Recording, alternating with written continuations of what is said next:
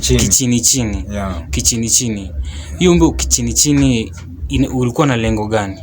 Ama inamaanisha nini kwa? Hii kichini chini, yeah. Unajua hiyo ndio ilikuwa ngoma yangu ya kwanza. Yeah. Hii ngoma ilikuwa na mambo mob. Yeah. Nilikuwa nimeangalia yani venye life inaendelea kuendelea ikichange, venye inaendelea kuchange. Yeah. Hiyo unapata jambo hili limefanyika, lingine linakuja kufanyika. Yeah. So nikakaa chini nikaona wacha nitunge huu wimbo. Yeah. Yeah.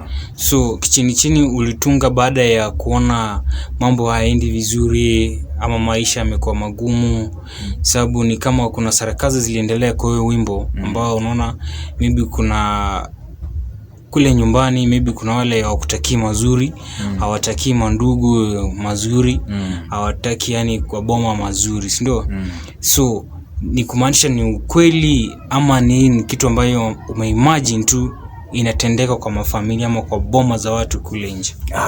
Hiyo si kitu yenye nili imagine bro.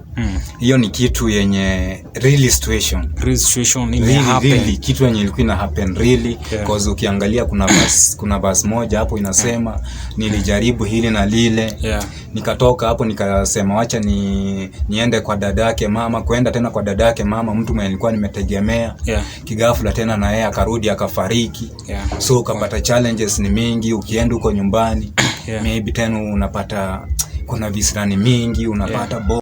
El voz de silencer. Hidden talents.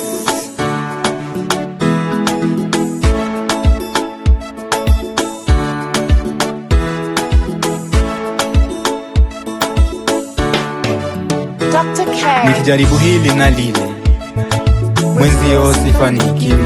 Dada yake mama nao kamwendea mwishowe kaaga. Nikipanga kwenda Laya, bado mwaniende kichini.